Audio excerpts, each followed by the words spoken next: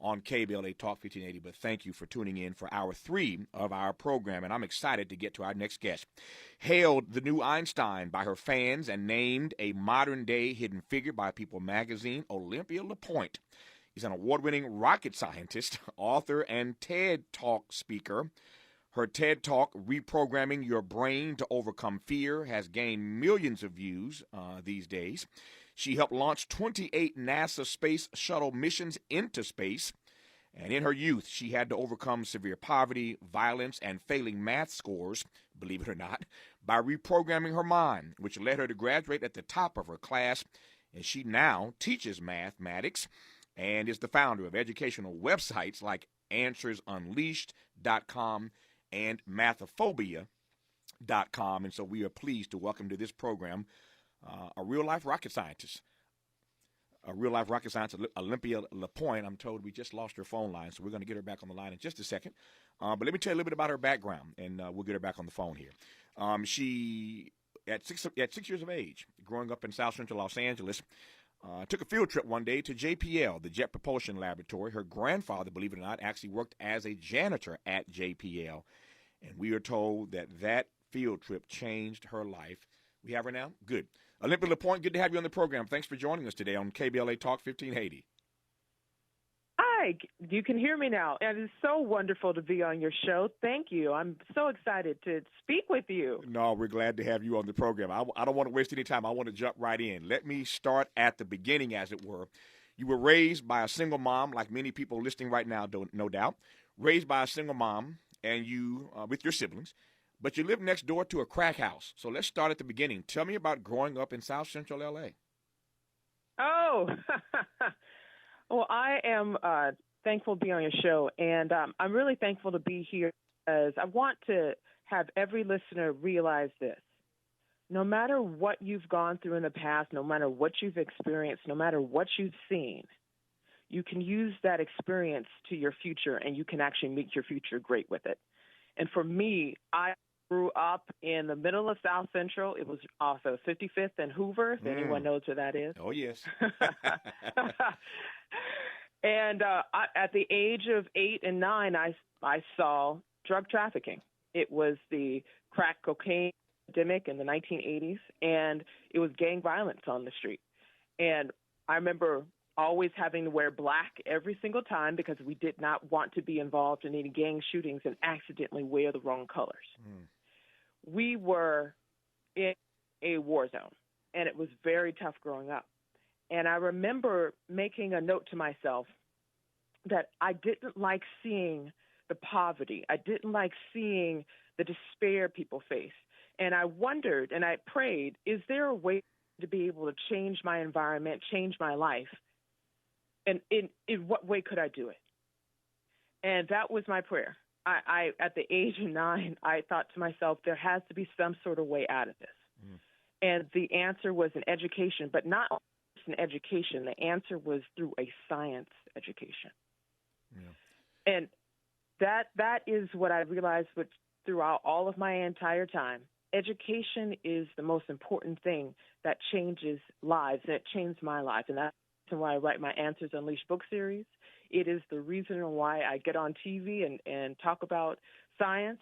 It is because when we learn what's not working and we start to investigate the causes of why that is, we then can find out the solutions, the answers, if you will, the answers that are in front of us, and we can start applying them so they make sense. You know, living in violent, gang-plagued neighborhoods is all too commonplace in America for too many children of color, and we need to get serious about eradicating that reality. But I wonder, before I go forward here, what impact that has on the psyche of a young person when they see that day in and day out.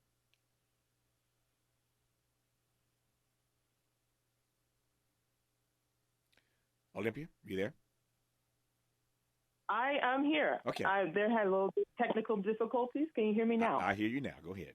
Did you get my question?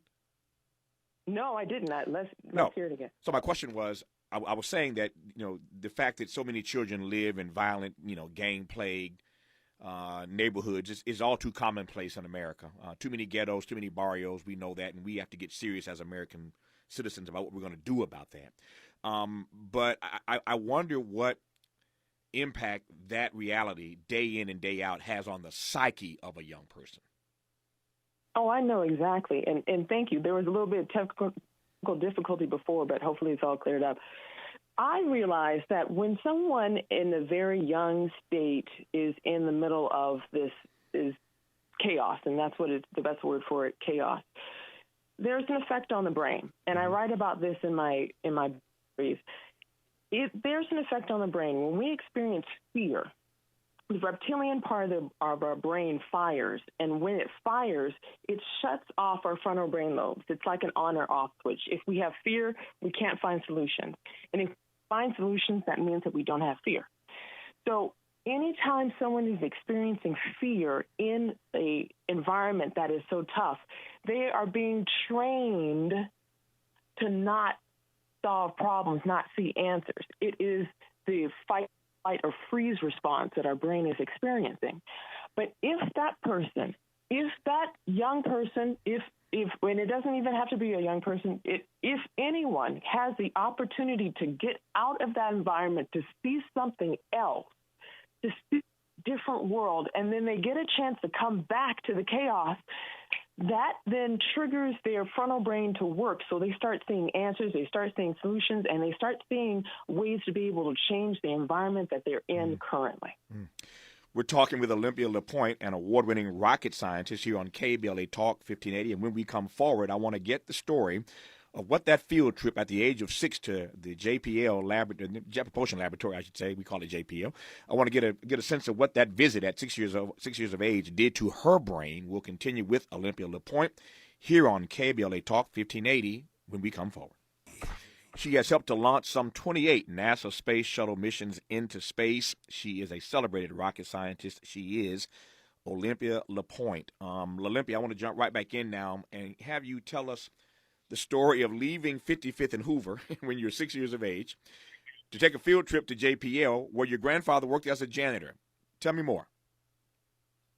Oh, my gosh. I remember going to the Jet Propulsion Laboratory when I was 6 years old. And I remember seeing all the jets and the rocket engines, and I remember looking on the wall, and I remember thinking to myself, I want to be just like the men that I saw that were on the wall. I had no idea that it was going to be challenging for a woman of color to do that. Now, if anyone watched the movie Hidden Figures and know the story of Katherine Johnson and Mary Jackson, they will know the struggles that she went through. I went through those exact same things when it was 38 years later. But at the time when I was 6 years old, I didn't see color. All I saw was opportunity. All I saw was science. All I saw was innovation. And so that inspired me. That kept in the back of my head for a long time. I would say it was at least 3 decades. And that moment in time was enough to trigger my brain to start seeing answers. It was enough to trigger my brain to turn off the fear. And it was enough to trigger my brain to start seeing that I could contribute to the future in a powerful way. And I had to educate myself on how. And my mother did not have an education at the time, but she told us the only way that we're going to change our situation is if we go to school, if we get a degree, so we learn what we need to do. And that was that's the way that I got through my time. What do you think that is about black folk? And I raise this because my family, my parents the same way. My mother and father don't have college education. And I know a whole lot of other black folk like you do whose parents didn't have college education, and yet they understood that could be the ticket out for us. What does that come from when they haven't been given that opportunity? Well, it comes from not knowing a system. And let me break that down. We have systems in this society that has been structured by people of color, structured by just the entire makeup of our entire United States. It's been originally structured by a white male system. And as time progressed and as time went on, we had more and more people outside of being that background. We had more women contribute to it. We had more people contribute to it. But it is a system that was originally established a long time ago. And when we get a chance to be educated, we're not only getting a degree, we're actually learning how to operate and navigate through certain systems that have been developed hundreds of years. And when we start understanding how systems work, and it doesn't matter if it's education, it doesn't matter if it's law, it doesn't matter if it is entertainment, when we start to understand how systems work, that's when we can start to improve it and make changes to it. And our parents and the people that taught us before, the reason why they said to go to school and get an education is because we were going to master a system. If we could master the system of education, that means that we can master whatever it is that else system that comes into our play. And that is the power of an education. That is the power of seeing a new way of doing something and implementing it, knowing the system that's in play. We talked about your being 6 years of age and that life-changing, life-altering field trip you took to JPL. And yet in the 8th grade, you failed math. What happened? Well, I talk about this in my first book, Mathophobia. Right. When we experience severe fear and emotional turmoil, it's when our frontal lobe shuts off and we can't solve problems. And usually you see this type of scenario that happens immediately when a child starts failing their math class. When they start failing their math class, you see a lot of people just being completely like emotionally in turmoil, and that's natural. What happened in my situation is that I went to a school all the way across town, and it was not near anywhere I grew up. It was all the way town off of McCadden and Wilshire. Mm-hmm. It was really far at the time. Mm-hmm. And I was around all these new students. And it was diverse. It was around different people I had never seen or been around before. And it was extremely stressful. And it was stressful for me because I had come from an area in which was slower in its education because it had old books, it didn't have the proper class size, and it was a public school system where we were actually a grade or two behind. And when I was into this school, into this other area, they were doing advanced work. They had new books. They had new systems. The classroom size was smaller. Everyone was moving at a faster rate. And I remember just struggling to keep up. And even though I failed, I aced something.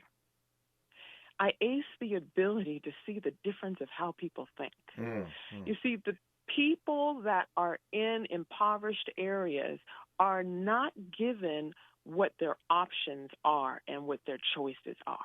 But here I was completely in an area, completely on the other side of town where there were opportunities and the people were expected to do well. And I noticed that, they're shown their options. They're shown how to succeed. They're shown how to study. I don't have where I am. And I started seeing the difference of resources, how people use their resources in a way that propels their success and launches it versus a situation where people don't know what their options are, so they can't even envision their success. It's when I aced the ability to think, to see the difference between people and recognize there's no difference within our ethnic background or racial background when it comes to intelligence. The only difference is the expectations that we have on our lives, and the only difference what we are expected to achieve. And that began my mission to understand the differences on how we think and how certain groups of people, it doesn't matter where someone's come from, but how certain groups of people are able to turn on that brain power and find the answers to our most pressing problems that the globe faces, and it's a way that people think. You're being educated ultimately on the other side of town, but I want to go right quick to 55th and Hoover because you're being educated over there in McCadden and Wilshire, but in the neighborhood where you live, 55th and Hoover, at the age of 10, a gang member slices you on your face. Did I read that correctly? Yes, you heard that correctly. And I must say, the surgeon did a really good job with my face at the age of 10 because people don't know, can't see that at all. You know what's funny about that? What's funny about that? It's not funny that you were sliced on your face. Obviously, what's funny about it is when I read that in your book, I started looking for pictures of you online, and I, like you said, people can't figure it out. See? I couldn't see it. I couldn't see it, Olympia. So the surgeon did do a really good job. Thank you. Yeah. Well, first off, thank you for looking at my pictures. And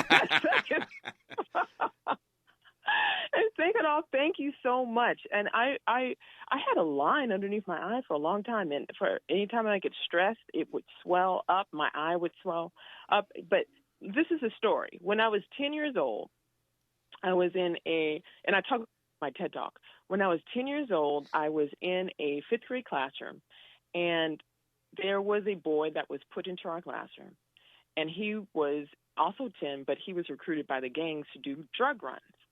So at that age, it's like the organized crime, the drug trafficking for gangs and things like that. And so this young boy, same situation I was in, we were sitting together. And the most interesting thing is we both had the same future in front of us, but it was our decision-making that changed how we went.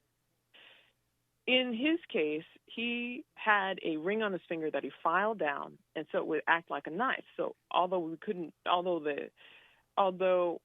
it was, how can I say this? Although the kid did not have a physical weapon, he ground down his ring so it acted like a weapon. Mm-hmm. And he and I got into an argument because I've always had a smart mouth. I've always been able to push people's buttons. Thankfully, isn't a way to push them in a positive way now. But right. I always had a mouth. And so what happened is he and I got into an argument, and he hit me. Now, he was never trained, never ever to hit a girl. He was never trained that way. And I stood up because I'm from the block, so I would stand up, and I was about to hit him back. But when he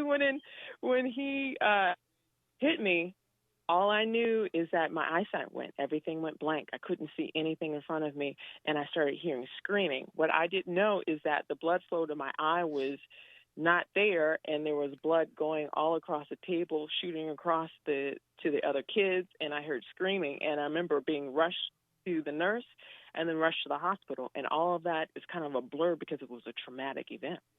And I remember laying down there on the emergency room bed, and the doctor sewing up my face, and I was crying. I was so crying. And I just couldn't believe that my face was ripped open. My face literally was ripped open. And I've never gotten any plastic surgery or anything else like that. And this doctor sewed up my face so well, and he told me this, and this is what went into my memory and started making me make decisions at that moment. It's a blessing in disguise. He looked at me, and he sewed up my face, and I remember looking at him directly in his eyes, and I remember he had blue eyes. And he told me, I'm going to sew up your face so well that when you get on TV, all people will see is a little line, if even that. And it was like God speaking through this man. I don't know how else to describe it other than that's the feeling I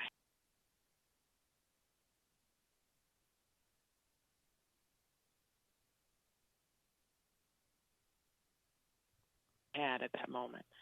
And I remember looking at him, and instead of me thinking about my face being torn up, I was thinking about, I'm going to heal, and I'm on TV. That's what I'm going to do. If someone else is seeing it, and that means that that's going to happen. And so I just started thinking that way. And I'm like, that's okay. That's okay. My face is going to heal up, and I'm going to be able to be on TV, talk this story. And that was at 10 years old, the decision that I made to think about. Instead of thinking about the most horrible situation that was happening, I was going to think about what was going to happen in the future.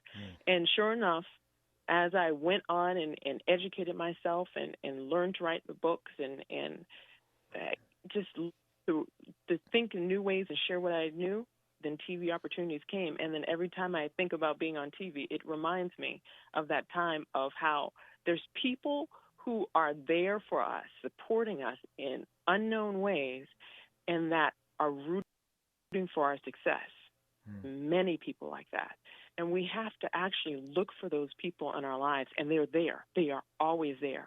And they are sent by God in a way that is profound, even in the toughest moments. And if we remember that we have a beautiful future, that's where we go. It's a powerful story. And as you were telling it, my mind went to one of my favorite Bible verses, which encourages and empowers us to call things that are not as though they were. So even as a child, you were calling forth your future. That doctor was manifesting what was going to come for you decades down the road, and you look up years later, and here you are on TV all the time, empowering and enlightening us with your story and with your intellect. I want to try to connect two dots here. I don't know if I can do this very quickly before news and traffic in a second, but I want to try to connect these two dots. You are very, I'm trying to be careful here. You are not at all shy about saying, as you've said a number of times, that as a black woman, you do not feel any compunction whatsoever, like other female scientists, to hide your beauty, your figure, your pulchritude. And I thought about that as you were telling the story of this doctor, fixing up your face. As an adult, all these years later, when people see you, you don't dress like a scientist. You don't, whatever that is, whatever that means. You don't look like a scientist. You don't try to hide the fact that you are a black woman. Tell me more about that and why you're so not shy about that. I love breaking stereotypes because when we can stop the way that we've been trained to think before, we can start seeing an answer that's in front of us. And most people, when they think of a scientist, they think of a male with a pocket protector with glasses on, and I purposely break that so people will start seeing out of the box, meaning they start seeing around in society, in the world, in a way in which they've never thought before. I like it. We're talking with Olympia LePoint, celebrated rocket scientist, and just all-around good person.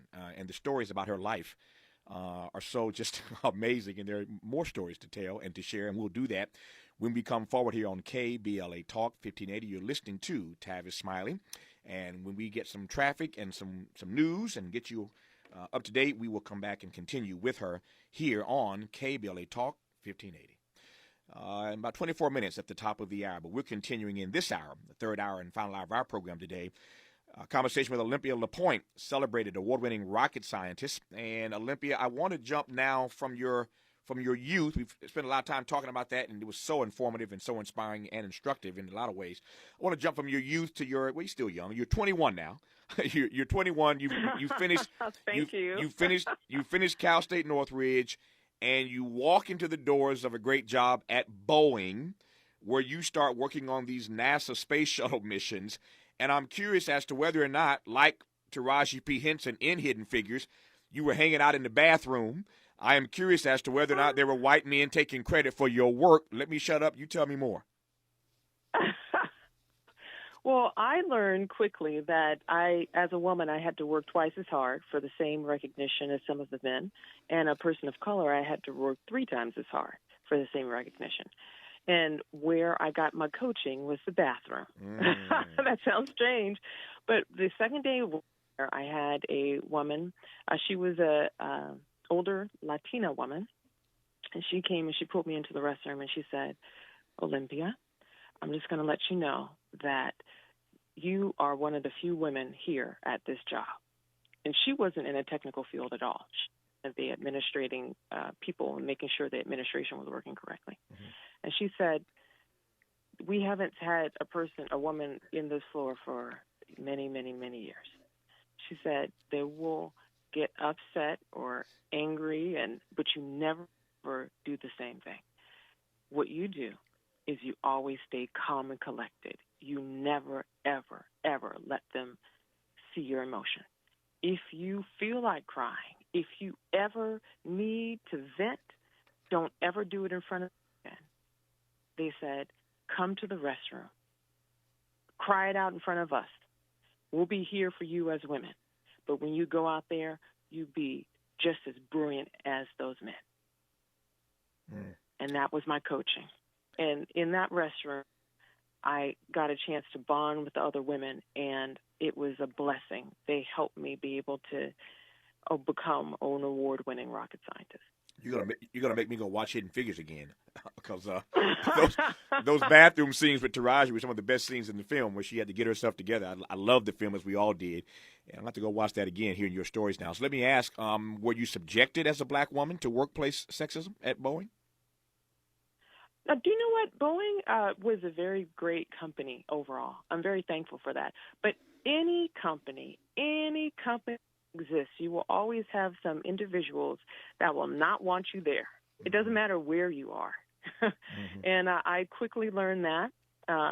It was a really rough situation. I talk about this in one of my keynote talks when it was actually to a global technology forum, is that we have to really understand where diversity in thinking comes from.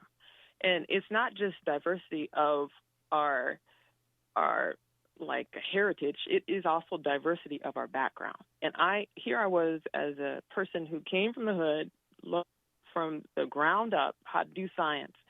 And here I was placed into this advanced program, and not every person in that program was happy to see me there. And I say there was a couple of people, not everybody, mm-hmm. A couple of people. And I experienced very difficult things over at work. I remember coming out to my car and having my car keyed up, and I remember being completely in shock, and it had racist things on it, and it was horrible. And I remember coming back to my manager, telling him what happened, and he was horrified. He told the director, she was horrified, and then they told the vice president, and he was all horrified. And so what they did is they walked me out to my car every single night with the security on the campus to make sure that I was going to get to my car okay. And that was a moment where I had to define my strength. Was I going to be a person who was going to just crumble when somebody didn't want me someplace? Or was I going to stand up, do my job, and do a job better than anybody had ever seen? And that was the moment in time where I solidified my path, which was making a gigantic difference. And through that program, I got support through the manager that was there, Steve Hobart is his name. And I give him because he actually stayed there longer than he needed to when I was there, working twice as hard just to make sure that I got back safely to my car and got home at night. So that moment allowed me to be able to channel all this chaos that I was experiencing into an award-winning process, where through that I channeled all that angst and all that fear into innovation. And what came out of that is that I worked on this program, and we created in a way for engineers to be able to see the future before it happened, so they could make the design changes to save astronauts' lives. And that was the outcome from that event, and it helped us win multi-million dollars in NASA award fees because of that. But yes, I went through that, and yes, people can get through it, rise above it. You started to tell me a bit about it, and I want to get you to tell me a bit more. I mentioned earlier in this conversation that you've helped to launch some 28 NASA space shuttle missions into space. Again, you were starting to give us just a little bit of a taste of some of the things you were working on, but tell me a bit more about the work that you actually did. I use mathematics and science to calculate the probability of catastrophic explosions within launch. Just simply put, I use math to make sure that the explosion happened downward instead of out the side. I made sure and used mathematics to ensure the safety of our astronauts, and mathematics to ensure that our rockets actually met up with the International Space Station and was able to come back down. And so we have our technology that we use today as a result. We have our Skype, and we have our Zooms, and we have all these digital platforms for video technology. That's because of what we launched in the 90s with the satellites to be able to go out into space. We are seeing the different rockets land on Mars with these explorations that's happening. That's because of what we did with a team of great people to create those engines that actually launch out to Mars. I use mathematics and science to predict the future.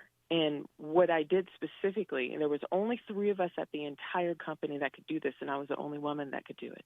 I used mathematics to show what was going to happen before it did. and that allowed engineers to be able to see what they needed to do to prevent major catastrophes from happening. And the major catastrophes, if we can think of in our mind about what type have happened before, it was the 1986 Challenger's explosion. Yes. It is the reentry with the Columbia rocket when it came back down and came up, and then the hydraulic fluid ignited the fuel line. So we've seen that in history. My job was, upon that launch, to make sure that the engines carried the astronauts safely. And under my watch, it was always successful, and I'm very thankful for that. Given all that can come from, all the benefits that come from science, technology, engineering, and math, better known these days as STEM, why do you think that black youth in particular, but I think just young people broadly, but certainly African-American youth, still seem so disinterested or scared of STEM, or perhaps you see that changing? I see it changing, and I see it changing with me. I'm just very direct with you. People are not used to seeing a woman and then a woman of color talking about science in a exciting, thrilling, motivational way. Is that possible? It almost sounds oxymoronic to make science fun and interesting. Well, if we look at, let's just take a look. 1 million people alone have watched the TED Talk where I talk about science and launching engines. And 2 million people have saw a episode that I did on impact theory with Tom Bilyeu, where I talk about science. And that, it's not just the United States. It is people in India, South Africa, Nigeria. I have people in Denmark. I have people in Norway reaching out. And it is not just people of color. It is everyone realizing what they can do, what they are capable of doing. And I'm excited because I see it changing. I see there being a major shift with everything that's happening right now. Even in the pandemic, this is an opportunity. Right. Here we have a lot of people of color, especially online, trying to learn, and the technology is not on there. This is lighting a fire to introduce the future. Yeah, I appreciate it. I didn't mean to cut you off. I want to ask, and I will when we come forward here, how then we use science to connect us as people. I know you believe that can be done. I want to talk more about how, in fact, we do that. When we come forward here on KBLA Talk 1580, we are in dialogue in this hour with rocket scientist Olympia LePoint, and we'll continue with her after this.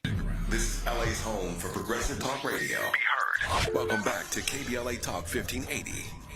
Olympia LePoint, we were talking in the first hour of today's show with Professor Michael Eric Dyson. We were talking about racial reckoning in our nation and all the divisiveness that surrounds us. I'm wondering whether or not science can connect us as people. I think it has in the past, but how does it in the future?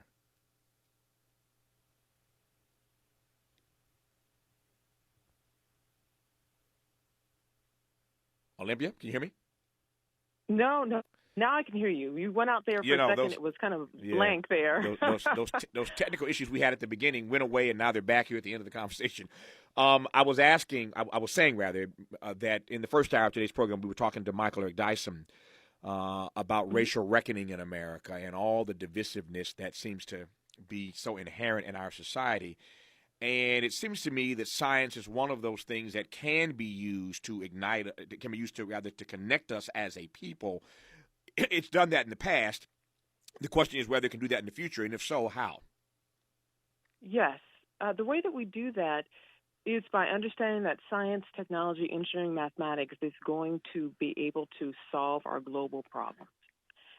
We together are living on this world.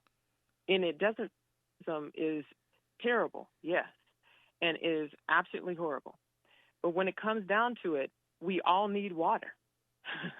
We are all experiencing a need to be able to live in a planet without the gases from toxic fuels that come out. So we're going to need electric transportation. We are all going to need major coverage for when there's solar rays and heat that's not able to exit our planet. It doesn't matter what color you are, you're going to have to find a solution to be able to live here. And so here we are, all together on the same planet, and the way that we're going to find ways to be able to have clean drinking water, to eliminate droughts, to be able to take the water in from the ocean and filtrate it in a way so people can digest it, in the way in which we're going to keep the planet cool, all going to be dealing with STEM, science, technology, engineering, mathematics. There is no other way that we're going to survive or thrive in the future if we don't work together with science. And that is the connecting factor. Does the future, how do I phrase this? Does the future excite you or does it scare you? It 100% scared me at first. Mm-hmm.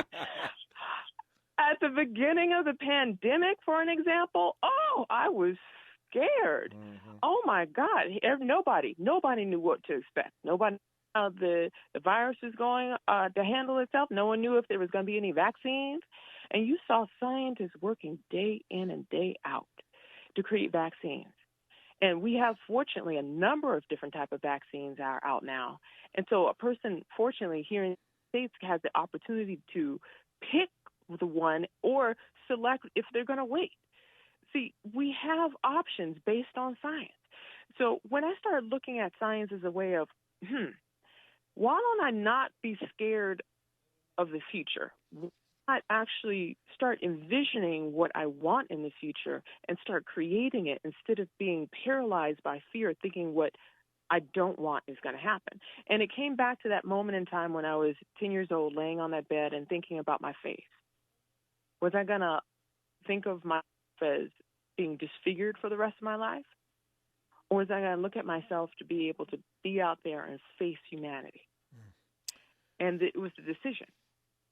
When we make a decision to pick the future that we want, and we start moving towards it no matter what is in our way, that's when we overcome the fear of the future and start moving towards each one of our life purposes.